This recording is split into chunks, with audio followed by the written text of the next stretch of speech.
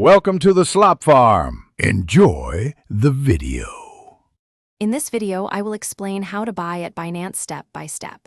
Open the Binance app, complete verification, and enable two-factor authentication right away to secure your account.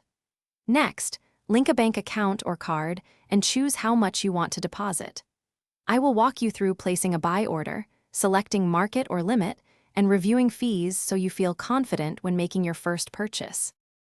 Now we focus on depositing funds so you can buy crypto. Pick a deposit method like bank transfer, card, or sending crypto from another wallet, and double-check any limits or fees. Follow the on-screen prompts to enter amounts and confirm payment details, then wait for the transfer to process and verify the funds appear in your Binance wallet. Once funds are available, you are ready to place a buy order. If you're finding this helpful, please subscribe and like to support the channel.